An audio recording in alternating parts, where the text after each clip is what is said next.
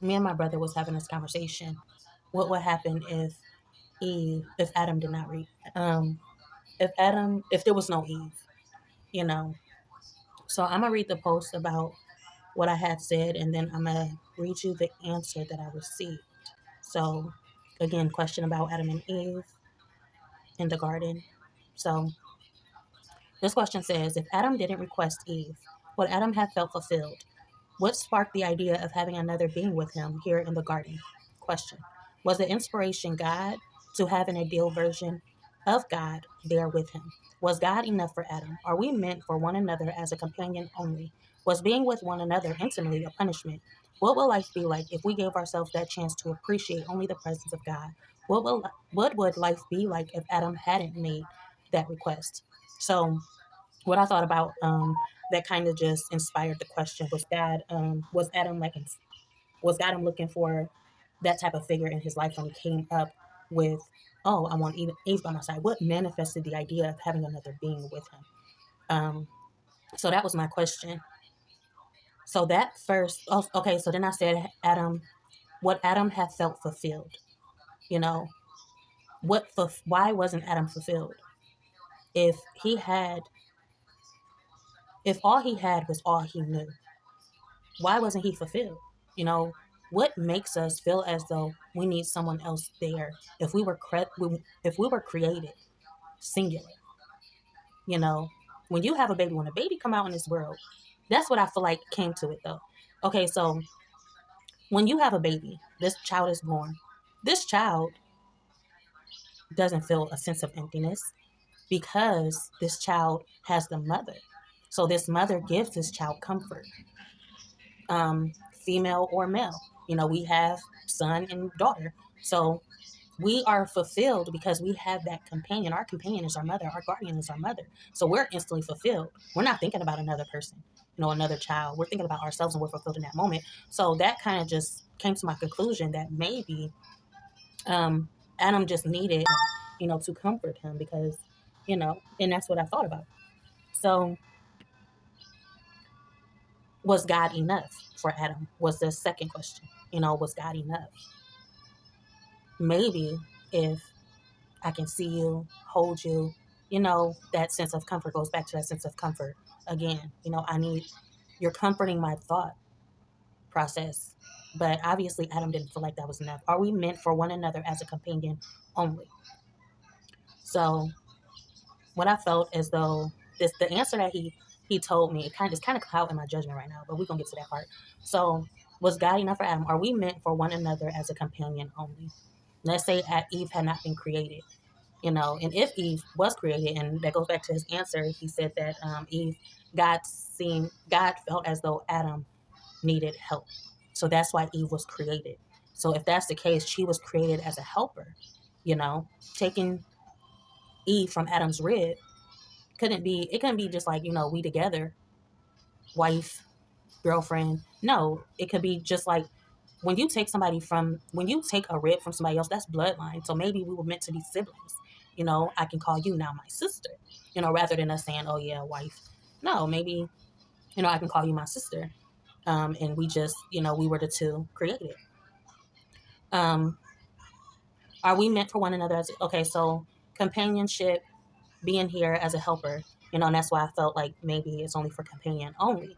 Was being with one another intimately a punishment? I asked this question because when they were disobedient, God put them out of the garden because of their disobedience. They could not be trusted. So just like God said, talked about the heel, you will suffer by the heel, and this, that, and so forth. There was a punishment, you know, bearing children, you know, childbirth was the punishment. So it's just like I said, every time I bring this up, oh shit, every time I bring this up, I love my kids, nothing against my kids, but I feel as though we weren't meant to be intimately together. And I also brought this up about, you know how in Avatar they have these creatures that they mate with, not really mate with, but they have this connection bond. They connect their tentacles with the other creature's tentacles to form some type of connection, you know. And I just feel like childbirth was a punishment. And if they, if they went along in the garden and hadn't disobeyed, would they even have come to the intimate part? But then it's just like, it kind of makes it obvious, because like, why would you question that if you see the birds bearing children, you see all the animals bearing children, they're being intimate and they're forming families. So I guess I can just chalk that up in my mind. Okay, so I still feel like, we were meant to have companions, but not technically be with that person. But we have created this ideal that we have to have this person with us 24/7. I don't feel like it's meant to be like that. So, was being with one another intimately a punishment? What would life be like if we gave ourselves that chance to appreciate only the presence of God? So, what I thought about when we was talking about this, I said that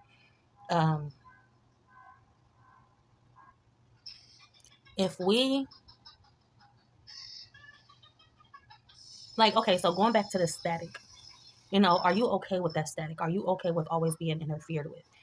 Someone always interfering with your thought process, always knocking down your ideas and stuff like that. Your idea is always solely based on their opinion.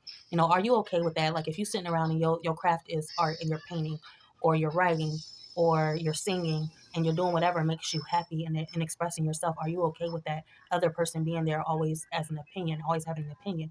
And I feel like that's you being intimate, intimate.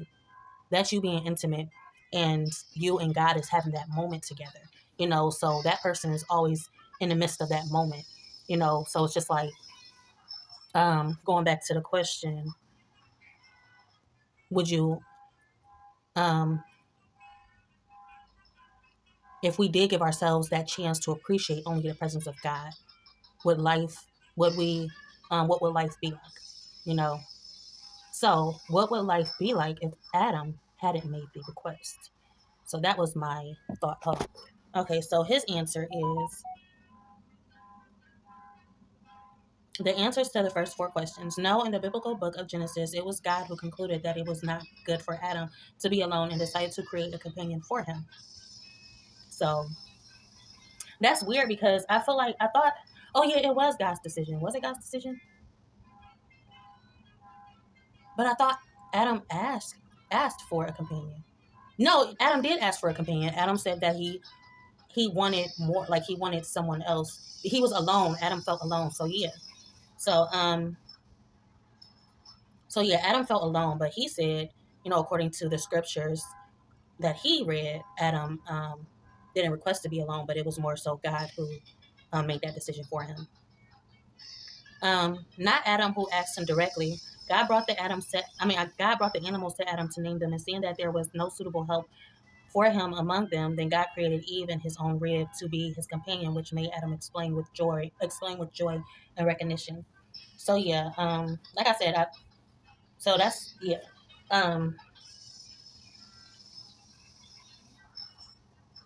Adam was alone. That's what I read in my scriptures. Adam was alone, and that is why he formed Eve from his rib. But according to him, he's saying he needed a helper. So I don't know. We'll just have to go back to the scriptures. And no, looks like sex was not included in Eden's plan. That's what I felt like. Sex was not included. But being the fact that, that's what I'm saying. It was a punishment, but at the same time, if you look around and you see the animals are, populating, why wouldn't we be meant to populate? But then the animals was for food, or was they? Because was the animals actually for food? Like, this earth was meant for us to be fruitful and multiply. So we were only meant to eat the fruits of the trees. We probably wasn't even supposed to eat animals. But like I said, we don't know what would happen if this all didn't happen, and if they didn't, get kicked out of the garden. You probably would just be eating from the trees, the fruits, and that's it. So then later Jesus enters the scene, changes the script, because Jesus came and he had to.